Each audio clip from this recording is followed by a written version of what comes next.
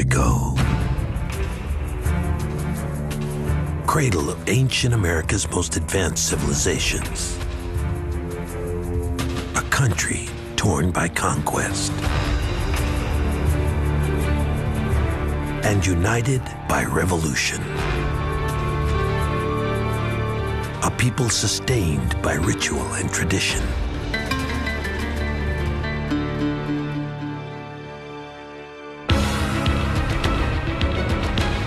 $110 million people.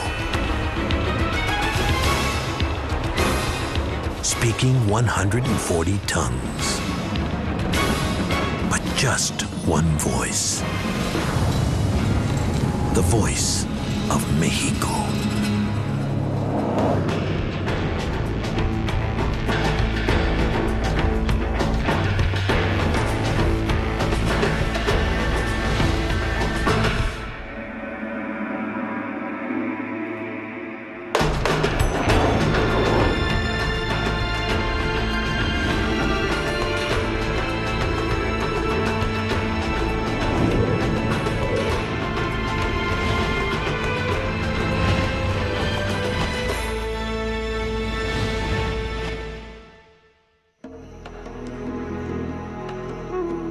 Mexico comes from the word Mexica, the name the Aztecs called themselves.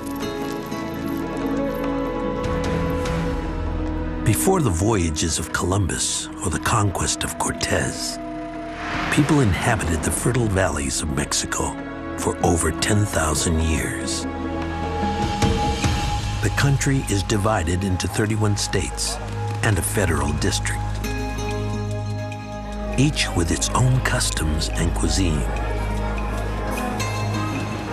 4 times Mexico has been conquered by other nations, but the spirit of its people is indomitable.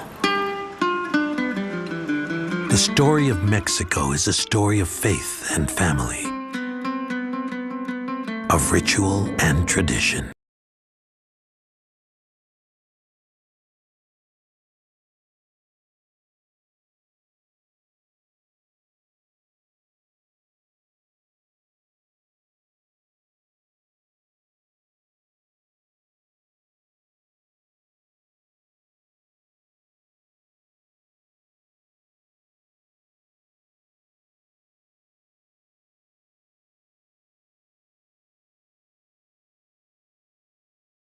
Flies in the face of tradition.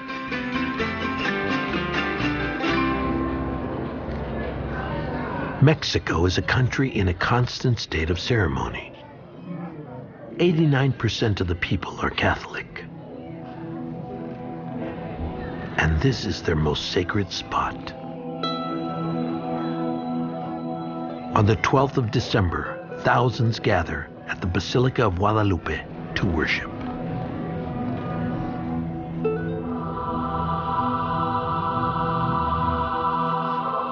Tradition holds that an Indian peasant named Juan Diego was visited by the Virgin Mary and told to build a chapel on the spot.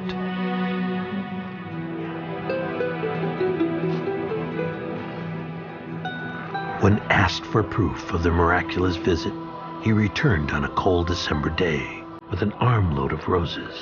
The priest was astonished. Then the peasant opened his cloak, and this image of the Virgin appeared.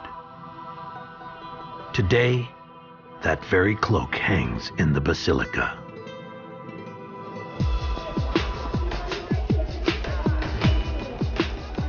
The faithful come to worship and work their own miracle.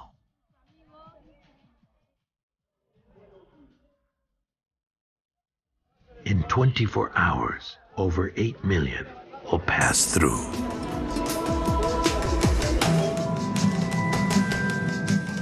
Other masses are held throughout the country.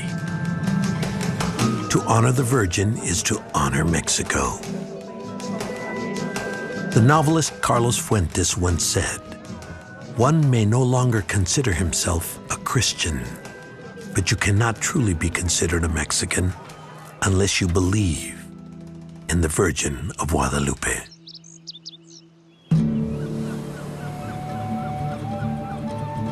On a different kind of altar, another ritual unfolds. 230 miles southwest of Mexico City, in the state of Guerrero, in Acapulco.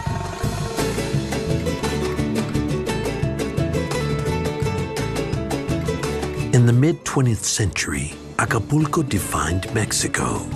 Tourists came for the sun and the sights. And the cliff divers of Acapulco.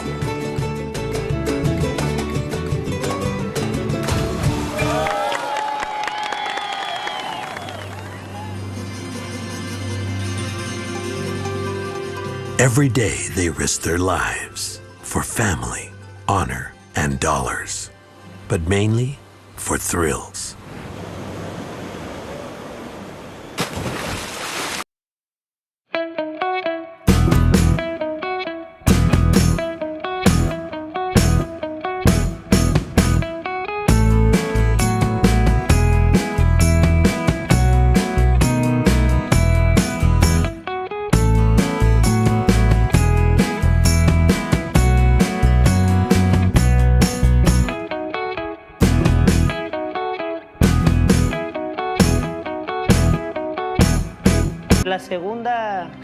My father was part of the second generation of divers on these cliffs. He started diving in 1936.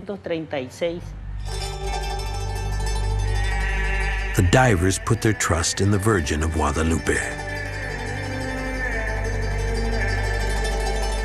For 8 decades, only men challenged the cliffs. But recently, all that changed. Iris Alvarez is the daughter of the knife. At 13, she's not only the youngest ever to dive from this height, she's the first female.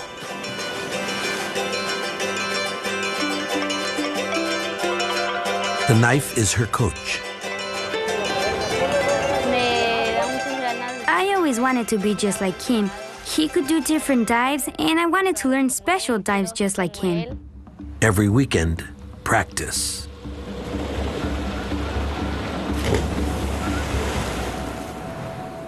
She currently dives from 59 feet.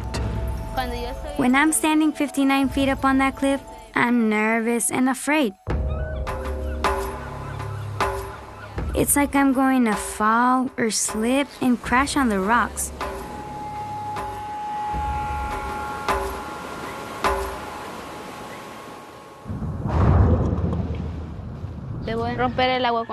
I have to enter the water with closed fists. I'm breaking the water with my fist so that the impact won't crack my head.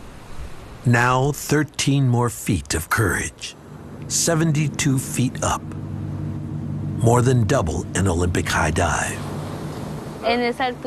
From this new height, the view is different. I have to push up the cliffs harder.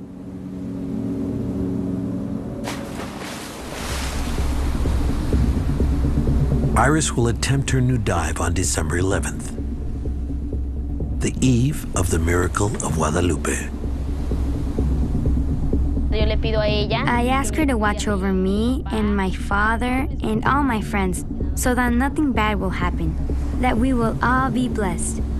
But who will watch over Iris if it all goes wrong?